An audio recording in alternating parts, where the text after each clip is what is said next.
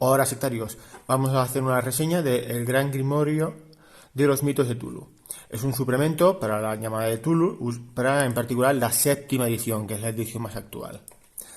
El suplemento es, bueno, para la llamada de Tulu. Ya podemos ver que tiene por un lado el sello de Chaosium y la editorial que nos lo trae en castellano, que es Edge. Se trata de un suplemento en tapa dura que está por unos 38 euros. ¿En qué se centra este libro? Pues, si miramos la contraportada, lo primero que nos dice son más de 550 hechizos. Así que tenemos, en lugar de un libro de bestiario, tenemos un libro de hechizos. No es lo único que contiene este libro. Como siempre, abajo en la caja de comentarios pondré un enlace al foro de sectarios con un poco más de información detallada y también enlaces a otros suplementos de la misma línea. Bien, si echamos un vistazo, podemos ver que sigue la maquetación habitual de la séptima edición. Tenemos una introducción. Podemos ver que al principio de cada capítulo tenemos una ilustración a la página completa. Y bueno, el primer capítulo es acerca de la magia. Da algunos consejos e ideas a la hora de ambientar un hechizo. Es decir, por ejemplo, nos recuerda que el estado mental del lanzador puede ser importante. Es decir, puede ser que en función del hechizo el lanzador deba de haberse concentrado, o o por el contrario, igual necesita haber realizado un ritual previo, el área de trabajo, haciendo referencia a que, por ejemplo, un ritual que se haga en el suelo realizando un sello, pues mejor tener el suelo limpio. O bien un ritual que se haga en un sacrificio, en un altar de piedra, pues es posible que ese hechizo y el sacrificio requiera que el altar ya esté manchado de rastros de sangre anteriores. De manera que el área de trabajo en el que se lanza el hechizo puede afectar a la resolución del hechizo. Tenemos también la naturaleza del sacrificio y también se habla bastante del cielo. Hay que tener en cuenta que los eclipses solares suelen ser el fenómeno astral más usado a la hora de darle una justificación astronómica a un hechizo, pero también le podemos dar una justificación en función de las fases lunares, en función del día de la semana y en función de si estamos, aquí lo tenemos, en el equinoccio o en un solsticio.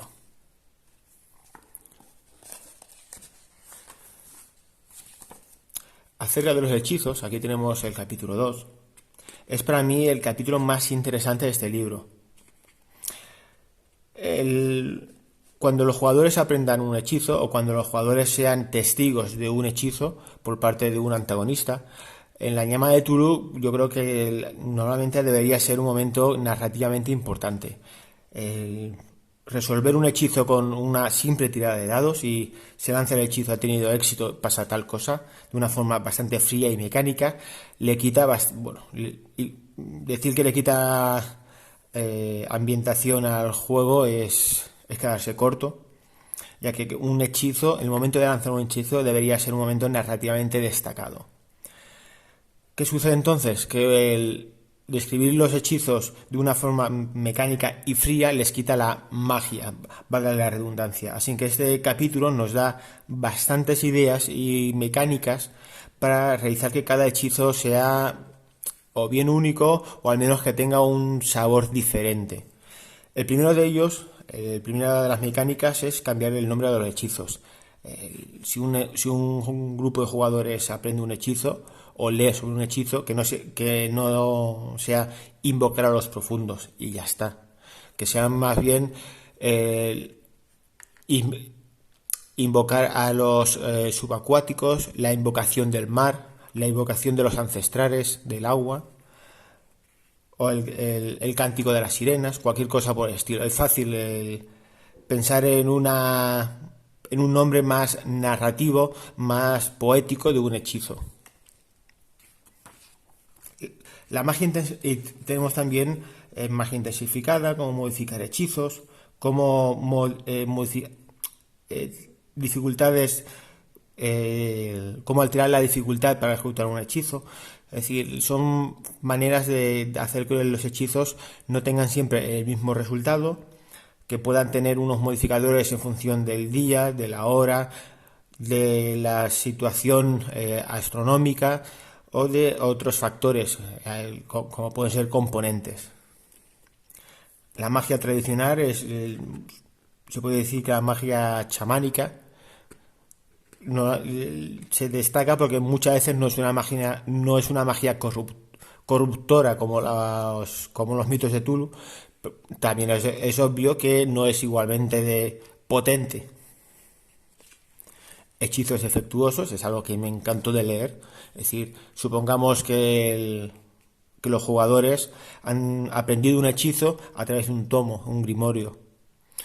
Es bastante normal que esos grimorios estén escritos por dementes, que sean copias de copias de copias, con traducciones y diferentes idiomas. Así que, ¿qué tal que haya un hechizo que sea defectuoso? Nos da diferentes posibilidades, motivos por los que un hechizo pueda ser defectuoso y algo tan delicioso como consecuencias de lanzar un hechizo que sea defectuoso.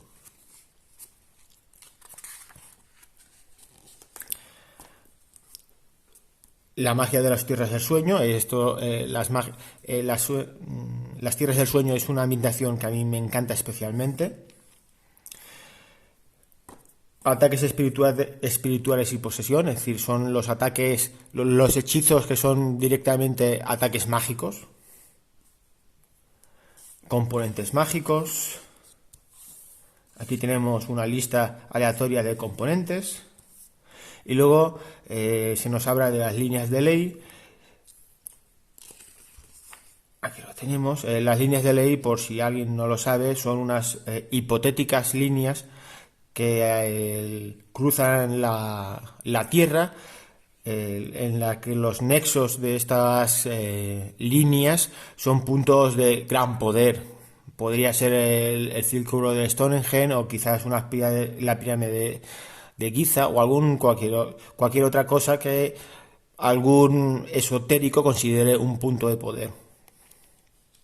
Son diferentes líneas, recorridos que van cruzando la Tierra.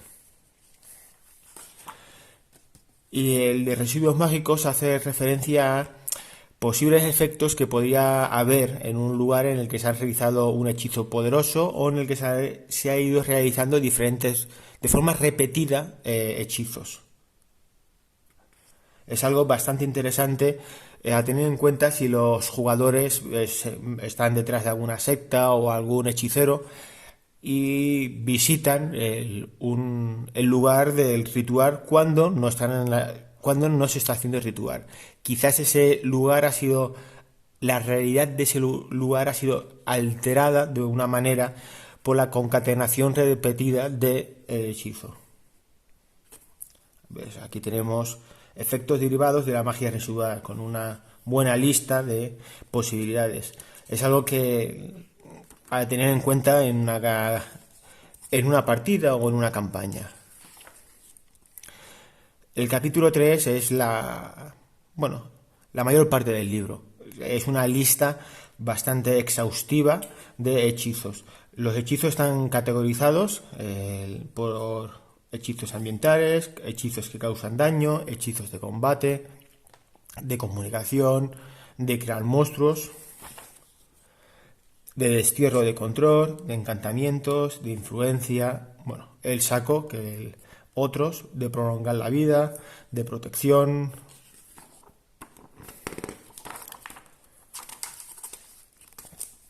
temporales, de las tierras del sueño, tradicionales, de traer monstruos o dioses, es decir, de invocar o contactar, de transformación y viajes y transportación. Cada uno de ellos tiene un simbolito que bueno, nos indica la clase que es. El simbolito este está porque hay algunos hechizos que aparecen en varias categorías. Y más adelante, cuando tenemos aquí, en el capítulo 4, ya tenemos lo que ya es definitivamente el grimorio. Tenemos el nombre del hechizo y uno o más simbolitos, en función del... Si el hechizo se puede considerar que, por ejemplo, igual es de convocación, pero también se puede usar como un ataque. Por ejemplo, un hechizo que, ahora me lo estoy inventando, que sirviese para invocar unos vampiros de fuego dentro del cuerpo de una persona, siendo un poco exagerado. Pues ese sería de invocación, pero también sería de ataque. Los hechizos, pues bueno, tenemos el orden alfabético de toda la vida, con el nombre, los simbolitos que nos indican las diferentes clasificaciones en las que podemos encontrar el hechizo. Y el hechizo está, bueno, es un libro que es bastante enciclopédico. Tenemos el coste en poder, puntos de magia, el tiempo de ejecución, la descripción y nombres alternativos. Hay que tener en cuenta que los nombres alternativos no están en el índice, lo cual es una lástima. Es decir, tenemos un índice con todos los hechizos, pero aquí no están los nombres alternativos, con lo que si le das a los jugadores el nombre alternativo, mejor que te apuntes la página o el nombre real, porque si luego lo necesitas consultar y tienes solamente el nombre alternativo y no tienes el nombre principal del hechizo, pues igual tienes un problema para encontrarlo. En algunos hechizos, además, ¿dónde estás? Aquí, por ejemplo, absorber la juventud. Tenemos el coste, el tiempo de ejecución, la descripción y tenemos también magia intensificada, es decir, posibilidad de que el hechizo se lance con un poder, una capacidad superior, potenciada a la habitual.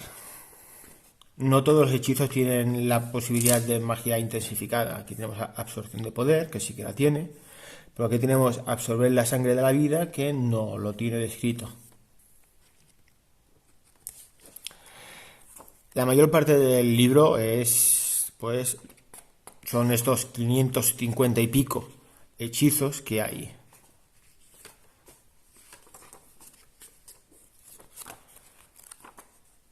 Es bastante enciclopédico, con alguna hoja de ilustración, como podemos ver, pero que principalmente, pues bueno, es todo materia.